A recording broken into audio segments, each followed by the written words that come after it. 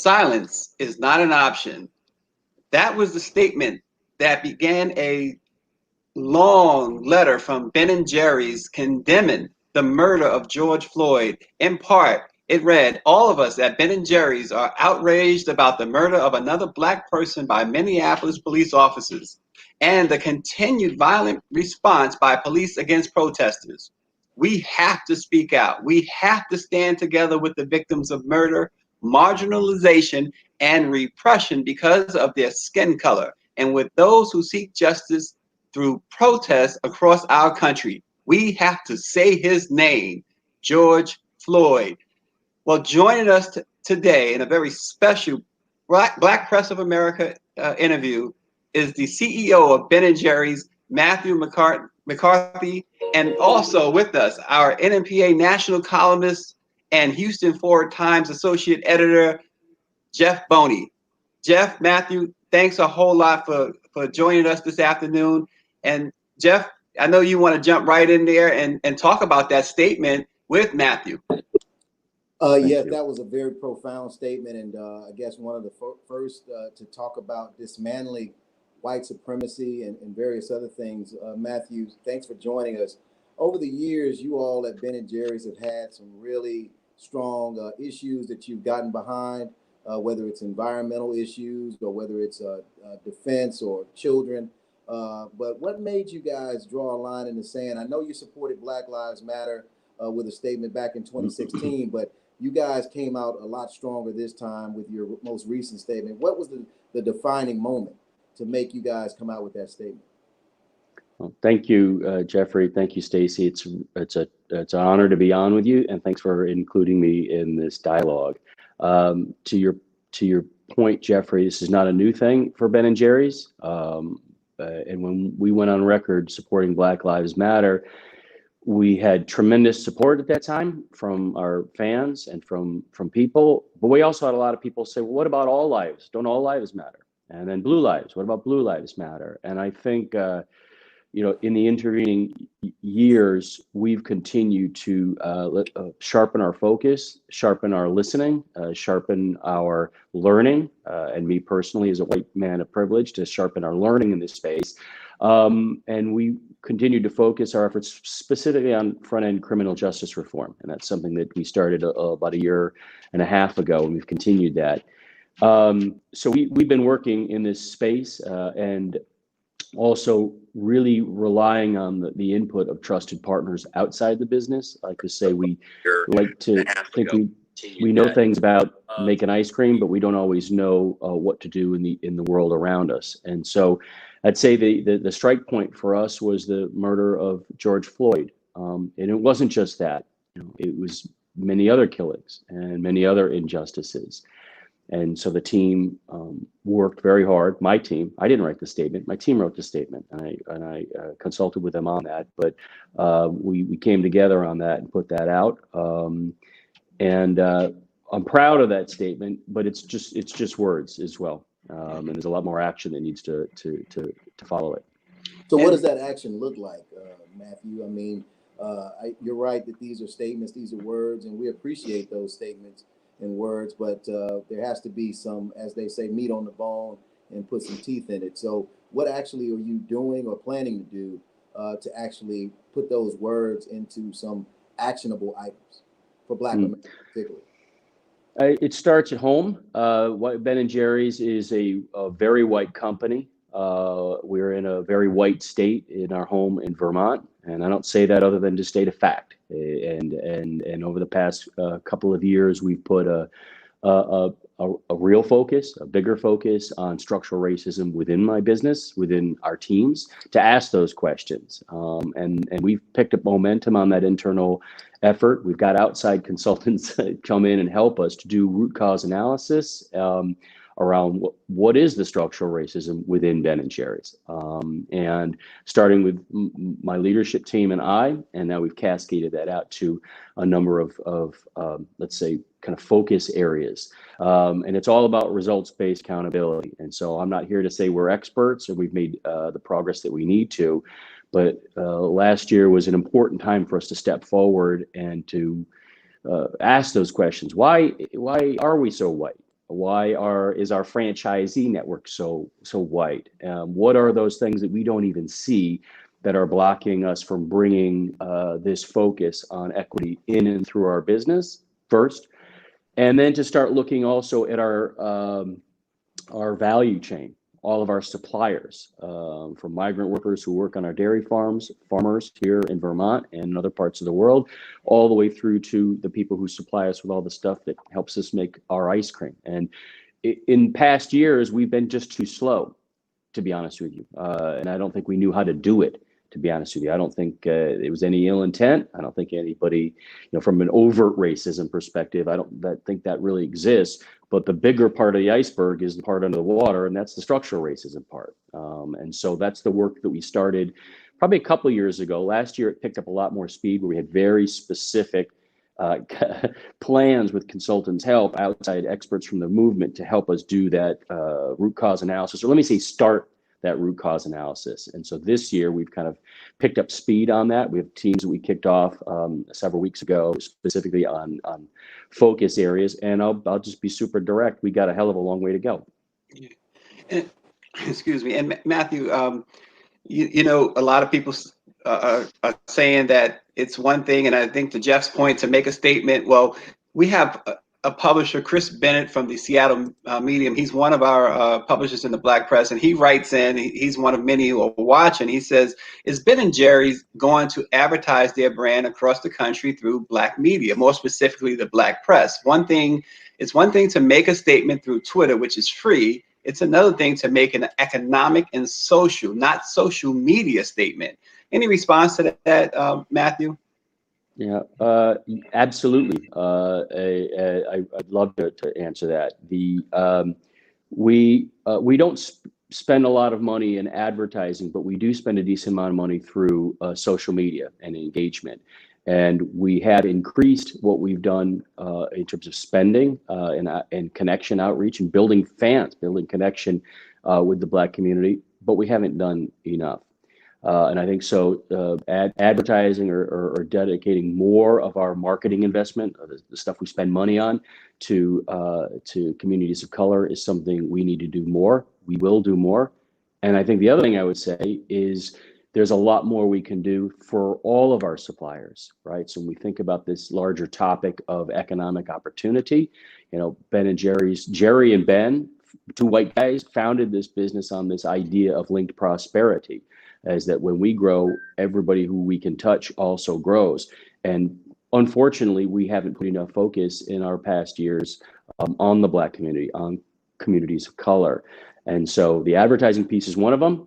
To answer the question directly, I think that will be part of a bigger effort to say, as our business grows, suppliers, Black-owned suppliers, people of color across all of our supply network, so that we are actually putting our money where our mouth is in economic opportunity, so that it stops favoring people who are white and starts favoring more people of color. Yeah, and Matthew, again, earlier we talked about what Ben & Jerry's has done. You took a stand with Black Lives Matter. You're taking this stand, a strong stand, with the situation surrounding the police murder of George Floyd. What else? Again, we're getting comments about talking, and you mentioned some really good things that Ben & Jerry has planned. But what else do you think could be added to this moment, to this dialogue on the part of Ben & Jerry's? Yeah, it's a great question, and I'm not going to pretend to say, hey, I got all the answers. I actually really welcome the constructive criticism. I welcome. I think that CEOs, I think businesses should be absolutely held accountable, so I think transparency on honesty versus trying to figure out what the right advertising message is. I do have to say, I see lots of businesses really rushing at the moment. And one of the things that one of our coaches in racial equity shared is that to understand white supremacy culture and white supremacy structures, this idea of just fix it. How do I just fix it? That's a white supremacy type of thinking. And so as I kind of go on my journey and my learning, how do we actually tackle the elements of racism and structural racism within our business. What I'd say specifically to answer the question is there's a number of things that we have done and a heck of a lot more things that we need to do to use the power of our business, right? So to be very specific, we run a business. We're not an NGO, we're not a philanthropy, we run a business, and using our business through things such as the launch of Justice Remixed, which has been our focus around criminal justice reform, built really on the idea of divest, invest, and to rethink and to change and to challenge and to fix the broken parts of our criminal justice system. That's an area where it's not only just been advocacy on our part, there's been specific areas where we've used the power of our business. So in partnership with Advancement Project National Office, Close the Workhouse in St. Louis. Again, using the spotlight of our business, trying to put our money where our mouth is in that space. Is actually one of the biggest things that we can do as a business, to put kind of actions to it. I think also, if I were to say another thing, the lobbying and putting our money where our mouth is on the specific 4 points that we asked for in our statement. They're designed to be collaborative. They are designed to be direct.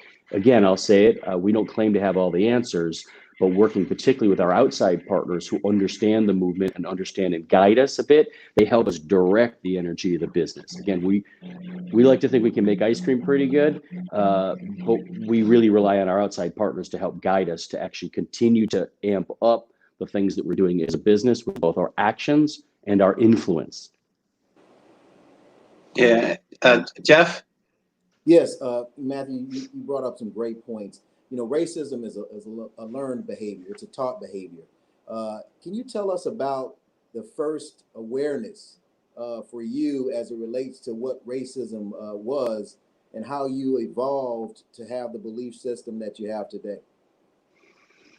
That is a big question. I will tell you that I grew up in Western Massachusetts. Everybody I knew was white. All of my friends, all of my friends, all of my family's friends, everybody I knew was white. And in school, in grade school, I remember Black kids joining the school, and particularly when I went to middle school. And there was kind of the footprint of your school kind of goes out a little bit depending on the size of the school. And I just remember how feeling, I don't know if I can describe it really well because it was a long time ago, but I do remember going, wait a minute, who is that guy? And why is there only one? Why are there only 2 Black people in this school? And I didn't know what to make of it. So I'm not going to pretend like, oh, here was my analysis of it. It was more, okay, that's kind of interesting. You know, I'm Irish and my friends were Italian, Irish or Polish or whatnot. And then when I got to undergraduate, I went to UMass Amherst. That was like kind of more of a brick to the forehead. It was more like, whoa, okay, wait a minute. So I guess this is what the world's like. So my little bubble of growing up in suburbia, it didn't get popped. It just kind of, it gave me an opportunity to understand a bit more. I will say thirdly, not to ramble on, is that while I didn't really start to understand the concept of white privilege, particularly as a white guy, as a white man, and probably more seriously to maybe a decade ago, to be honest with you. I'm embarrassed to say it, but that's the way it is. When I think back to particularly my time in college and actually starting to have friends who were Black, and people come from very different lived experiences than mine, I didn't understand the concept of privilege, but looking back, I certainly felt it. And it's hard to kind of put into words because I can't, jump back to that moment. But as I kind of tether back, and maybe that's just in my mind, scientists say sometimes we create the memories that we want to have, so to speak. That memory is kind of a fuzzy thing, but I definitely remember, and I can look back now, particularly as I learn more, even today, particularly through the structural racism work we're doing at Ben & Jerry's and our coaches, our consultants. I can then piece together and go, oh, now, okay. So once you kind of get over some of the silly and unfortunate feelings of white guilt and shame, and just got to get over that crap, and you got to get moving. So sorry if that's a long answer, Jeff. No, great answer. No problem whatsoever. In fact, Matthew, I have to tell you, you mentioned Amherst. They turned me down. I tried to go, and they turned me down, unfortunately. But corporations, Matthew, are about process, and Is Ben & Jerry's documenting their process for improved outreach and working with other corporations to share your learning and help change the culture beyond Ben & Jerry's? The short answer is yes, and the build to that is not enough. So every year we put out a very specific set of goals across all the kind of social justice and climate justice work that we've been doing for a number of years. It's right there on our website. We call it the SEAR report, SEAR, and it's basically all about impact. And people we have an independent audit firm come in and review us on that. One area that's been lacking is on racial equity. And so this year, for the first time, we're going to be adding specific metrics. We're doing a lot of the baseline work right now. I think, statements about numbers when you don't actually then make it clear to people what's your baseline is kind of meaningless, is what I've come to learn. So adding that to what has been a long-standing belief and approach of our company to provide transparency is what we have been doing, and what we're going to be doing and augmenting that specifically with racial equity metrics across those. Not just representation, but our suppliers, our franchisees, really looking holistically at the business system, are doing our best. And we'll update it as we learn more and as we get input, particularly from the economic side, and understanding what is that impact we're really having. And I think the second thing I would say is, our model, our approach for trying to drive change is to focus on systemic stuff that's broken, systemic stuff that's bad. Our model at Ben & Jerry's is not about just writing checks. And I'm all for writing checks. I'm not down on that, and I'm not saying I'm not trying to be preachy. Our model is not the philanthropy model only. It's one where we try to use both the business and impact, and that's a lot of the stuff I'm speaking to, but also influence. In the broader business world, Ben & Jerry's is tiny. In the larger economy, we're tiny, but we want to use our voice in as much an outsized way as we can to call attention, put ourselves on record, put ourselves on notice. And the other thing I'd say is that in a business world where lots of people, particularly if you have the privilege of leading a business, and I have a big privilege to be leading Ben & Jerry's, generally people want to brag in the business world. They want to talk about the award they won. They want to talk about how great they did. They want to talk about how wonderful their advertising is. What I have found is, particularly as the older I get, that doesn't help. Showing where we're struggling, showing where Ben & Jerry's is suffering, struggling, not getting it right, stumbling, screwing up. The more I can make that stuff transparent to people, I think that may be better than me saying, hey, here I am, and look at how great we are, and this award we won. That actually may dissuade businesses from actually taking the step, particularly other white men. Right. So my lived experience is a white man, and I'm not ever going to try to pretend I've got some other lived experience. And so speaking to other white men, and not that I'm perfect, I'm not, I'll be that's the first or second or third thing I'll say, but we need to encourage each other to say, man, you got to step in. You have to. And if you wait until you think, let me speak personally. If I wait until I think I'm the expert in something, I guarantee you I will have squandered my opportunity as a leader.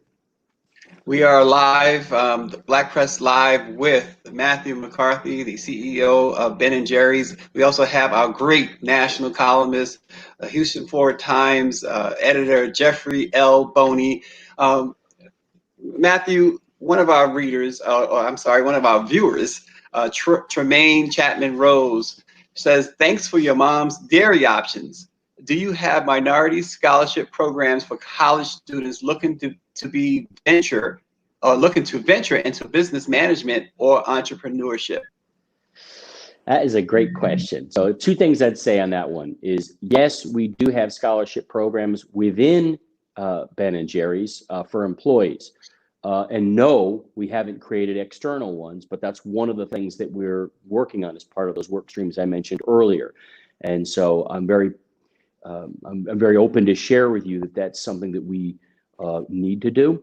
I don't know what it will look like. Again, we want to have the teams go through the work to understand how are we putting our money where our mouth is to correct the things that are wrong, and scholarships specifically directed at Black youth, young adults, and people of color is absolutely on the table. And I think the idea for us, and again, it's something we're working on, and I think we need to take a very hard economic lens on it, as well as how are we providing disproportionate economic benefit through our business, because again, we're a business, to people of color, people who have been marginalized by the system, and a system that has benefited Ben and Jerry's over the years. Yeah. And Matthew, there's been a lot of talk of defunding. We saw Minneapolis City Council move to defund the police. What's your thoughts on defunding police? I'll give the caveat. I'm no expert in this space, but but my intent is to speak directly on it. Our Justice Remixed program, our focus on front-end criminal justice reform that we started really about a year and a half ago, was built on the idea in part of divest, invest. So divest away from the broken parts of our criminal justice system, or injustice system, as we say, and invest more in the things that actually build communities. Take money away from the things that actually hurt people, hurt families, hurt communities, and hurt future outcomes, and reallocate that money, those funds, those tax dollars, to things that actually build communities. So divest, invest, or invest, divest has been part of our effort. And I think the specifically on this question about defunding the police, police forces are needed, public safety is needed, and it needs to change. And so I think I and we continue to support what we have been supporting, the idea of divesting from the stuff that's busted and that hurts people and hurts communities, particularly communities of color and poor communities, and investing in the stuff that works, led by experts, led by scientists, led by people from the community who understand it. I don't, but that's what our intent is. That's what we've been doing and what we intend to do more as we go forward. Jeff? Matthew, a little over 55 years ago in March of 1965, there was an incident, an event that many of us now know as Bloody Sunday. It took place on the Edmund Pettus Bridge, where marchers, particularly African-American marchers and protesters, were seeking to go from Selma, Alabama to Montgomery, Alabama, to protest against discrimination, segregationist policies that many states, particularly Alabama and the South, had instituted. On that day, if you can recall, those protesters, many of them African-American women, of course, you had a lot of senior citizens and Black men were seeking to march across that bridge, and they were confronted with members of law enforcement. And what made this a significant event was the fact that this was different than any times before, where Black people had demanded justice and the right to vote, etc. This was caught on camera. This was caught on video for the entire world to see. This is eerily similar to what we see today. So 55 years later, a little over 55 years later, we see something that takes place again on video with George Floyd. And of course, he's not the only person that we've seen incidents caught on video. Rodney King, Philando Castile, Eric Garner. So what makes this time different? If those individuals who were focused on bringing about change, because after that, the Voting Rights Act was passed and many other things, but fast forward a little over 55 years later, and we still hear African Americans complaining and pleading for the same justice and relief that they were pleading for a little over 55 years ago. What can we depend on from corporations and leaders like you, particularly those that are in the non-Black community, in order to ensure that we not only get justice, but we maintain justice? That is a big question. Seriously, and that's not a deflection. It's a big question. And as you're asking it, gears in my head are clicking along about what can I say? The capturing, the broadcasting of murder, the broadcasting of injustices. How sad is it that it takes broadcasting of white people killing Black people to actually motivate people? And so I don't know what to say to that other than it is, and it's happening. And we as business people, I think, need to grab a hold of that and find a way to pour gasoline on those sparks, to be honest with you. I think that our employees are speaking out more than ever, not only Ben and Jerry's employees, but all businesses are actually about people. Businesses are made up, companies are made up of people who want to do something, make a product, make a service, help people. The people we serve, our customers, or we call them our fans, they demand of us more and more. And so interestingly, while we spend most time talking about business, including the broken parts of capitalism, as numbers and financials and sales and profits, people being fed up is the most important part, because businesses are people. And sometimes business people hide behind their business. They hide behind their corporation or their brand. All brands, all businesses are people. Ben and Jerry's is we're fortunate that we've got the legacy of our co-founders, Jerry and Ben, but it's the people on my team. They're Ben and Jerry's. They are the ones. And what we do every day is a business's source of authenticity or a source of its demise. And so I think people are the answer, and the people within businesses. So that may be a little bit fluffy, that may be a little esoteric, but I think at the end of the day, we have more people than ever. My employees, my fans, our consumers demanding action. And I don't know where this is going to go, because how many times have we seen something that has a flare up and everybody makes a lot of commitments? Business America makes a lot of commitments, and then things kind of die down and we go back to normal. Well, no person of color I've learned ever says, I want to go back to the way things work. How do we get back to normal? Again, I that's not my lived experience. That's what I've learned. I learned from people who coach me. So I think businesses, a lot of people ask me, aren't you afraid of pissing off consumers? Excuse my language. Aren't you afraid of angering or offending your consumers? The answer is not only no. The answer is businesses that don't take a stand are lying. What I mean by that is all people have values. We all have values. And those values do show through in your business the same way they do in your family, in your community, in any organizations you belong to in your community. And so to say that your business doesn't have values, you're really kind of lying. All right. And so the quicker you make those values clear to people, particularly the people who are paying money for your stuff, the better off you're going to be. And so this whole narrative, and one that I grew up in business as I was kind of, 30 years ago, kind of starting into business, this idea of kind of keep your head down, don't be criticized is totally wrong. Businesses that don't make clear their values are not only hiding them, they're dooming their business to fail, because people are demanding action. So Jeffrey, I don't know where this is going, but for any business owner out there that somehow thinks like, "Ooh, I just kind of keep quiet. Let's not get into the fray here." You're not only doing a disservice to your people, your fans, your consumers, and you're squandering a business opportunity.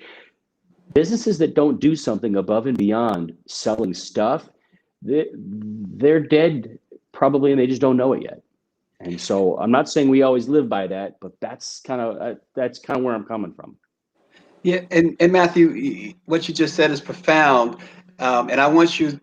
I think I know the answer to this question, but I think it's important that you articulate this. That the statement, the powerful statement that Ben and Jerry's made in the wake of the George Floyd murder, that was just not a business statement, but it comes from somewhere else as well. Yeah, it's when I came to Ben and Jerry's a couple of years ago. One of the lessons my team taught me was we don't do this stuff because it sells more ice cream, Matthew. We do these things because we care about them, because they come from the values of our co-founders. We try to live up to them. We often fail, and the business people don't like to talk about screwing up, but that's exactly what we need to do, because we have already screwed up. We have already made mistakes. We've already left out so many people from, just from the business lens, economic value creation. So we've already screwed up. So get over it. And the quicker we get over that and that fear, particularly among white business leaders or white business owners, the better off America is going to be. I mean, America is failing, not to get all corny on you, but American from 400 years ago, and your audience knows a hell of a lot better than I can pretend to suggest that I know. But we've got something that's broken in the DNA of our country. That doesn't mean the future equals the past. I think that the past, big equals sign with a line through it, not equals the future. And we can change the way things are going forward. Business can play a role. Business has to play a role in it. We can't rely on just the government. I mean, for crying out loud, we can't rely on the government. Business has to play its role. And people need to be, I think, constructively dissatisfied on actually helping America get to the place where everybody enjoys the promise of the American experiment. And we can only do that by actually reconciling with that which is broken and has been broken from day one. Yeah, we only have a couple moments left, and I'll have another question for you, but then I'll pass it over to the great national columnist for the NMPA, Jeff Boney, to close it out. But Matthew, you mentioned your business partners and distributors. Does this include a franchise network? And if so, is there a concerted effort within the company to develop minority-centered franchises or to require your partners to commit to similar types of investments and policies? The short answer is yes. Most of our franchisees are white with very, very small Black-owned representation. And that's actually one of the work streams that I was referring to earlier about our own internal systemic racism work that we really doubled down or accelerated last year. One of the specific programs within that, or kind of initiatives within that, is our franchise network and franchise ownership. And actually, we're looking to the Black-owned franchisees within our network to help us and to guide us. So it's a bit of a new thing for us, and we're not sure exactly how to do it. We're gonna do it, and we're gonna do it in collaboration with our franchisees versus what is a traditional franchising model, which is the company tells you what to do and the company has all the answers. In this one, we fully acknowledge we don't have all the answers, and we haven't done the work to understand why aren't there franchise shops in non-white communities. Why are there not more Black-owned and people of color-owned, Indigenous people-owned scoop shops for Ben and Jerry's? So that the short answer is yes, and that other stuff I mentioned is a little bit more tip to the longer answer. Jeff? Yes, I just wanted to end by asking a couple of questions. One, you mentioned about you being a predominantly white company. What percentage of African Americans actually make up your ice cream sales? I know that if your focus has not been to include or have African Americans be a part of your internal infrastructure, maybe that hadn't been a focus of marketing and advertising to the African American community pretty aggressively. If you know that number, if you don't mind sharing it. And the last question I have is related to the flavors of ice cream. Ooh. Uh-oh. We're losing you. I want to hear the second question. I was like, my seat.